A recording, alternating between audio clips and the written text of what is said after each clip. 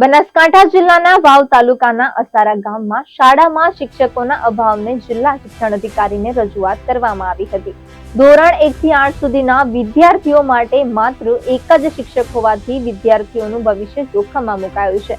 ગ્રામજનોએ આ મુદ્દે વારંવાર જિલ્લા શિક્ષણ અધિકારીને રજૂઆતો કરી હોવા છતાં શિક્ષણ વિભાગ દ્વારા કોઈ નક્કર પગલાં લેવામાં આવ્યા નથી, જેના કારણે ગામના લોકોમાં ભારે રોષ ફેલાયો છે।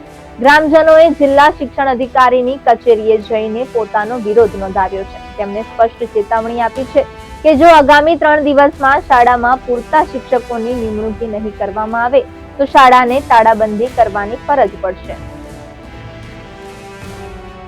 આજે અમે વાવ તાલુકામાં અસારા ગામથી હું અસારાવાસ ગ્રામ પંચાયત સરપંચ ભગાજી રાજપૂત અમે આજે તમામ ગ્રામજનો અસારાવાસથી અમે આવેદનપત્ર દેવા માટે આવ્યા છીએ। ચાલો અમે 5/3/2025 આવેદનપત્ર વાવમાં આપ્યું હતું તે અમારું કોઈ સ્વીકાર્યું નહોતું, કોઈ સાંભળ્યું નહોતું। એટલા માટે તમામ જે શિક્ષકો છે એમના વાલીઓ બધા ભેગા થઈ અને તમામ ગ્રામજનો 5-10 ગાડી ભરીને અમે અહીં પાનપુર જિલ્લા સુધી પહોંચ્યા છીએ અને અધિકારી સાહેબને અમે અત્યારે મળ્યા અને આવેદનપત્ર આપ્યું કે અમારે 1 થી 8 ધોરણ છે, શાળા 300 થી વધારે બાળકો છે, એ બાળકોને ભણાવવા માટે એક શિક્ષક છે, એ સરકારી કામમાં બધા લાગી ગયેલા હોય છે એટલે શિક્ષણ કરાવી શકતા નથી।